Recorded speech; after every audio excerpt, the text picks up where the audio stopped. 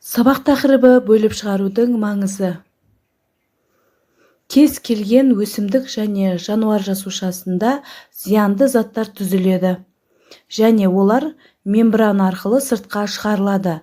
Өсімдік ағзасында қалдықтар күзгі жапырақ хромопластында немесе вакуолінде жинақталып, жапырақ түсу кезінде тазарады.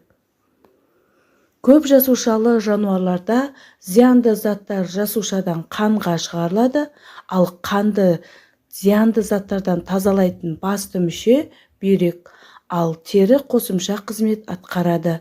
Тыныс алу үдерісінде түзілген зиянды газ, көмірқышқыл газы қаннан өкпе арқылы сыртқа шығарылады. Бауыр зиянды қалдық өнімдердің улылығын азайтып, бүйрек арқылы шығуға жағдай жасайды.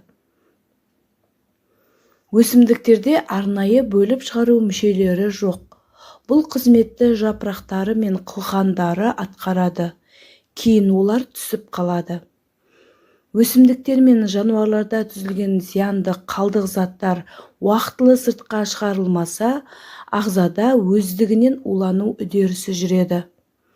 Көмірқышқыл газы жануарларда тыныс алу мүшелері арқылы, ал өсімдіктерде жапырақ саңылау арқылы сыртқа шығарылады. Жануарларда оттектің әсерінен органикалық заттардың ыдырау кезінде энергия алады. Майлар мен көмірсулар үш элементтен, яғни көміртек, оттек және сутектен тұрады. Сондықтан олар ыдыраған кезде көмірқышқыл газы мен су түзіледі. Ал нәруыз құрамында азот кіреді, сондықтан олар ыдыраған кезде азоты бар соңғы заттар түзіледі. Мысалы, аммиак, несепнәр, зәр қышқылы. Адам және сүтқоректі жануарлар үшін азоты бар негізгі қалдық өнім несепнәр болып табылады.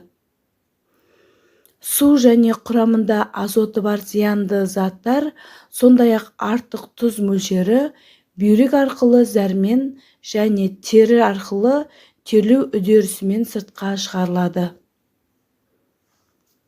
Енді оқу тапсырмасы мүшелер мен үдерістерді көрсетіп, төмендегі кестені дәптерге сызып толтырыңыздар.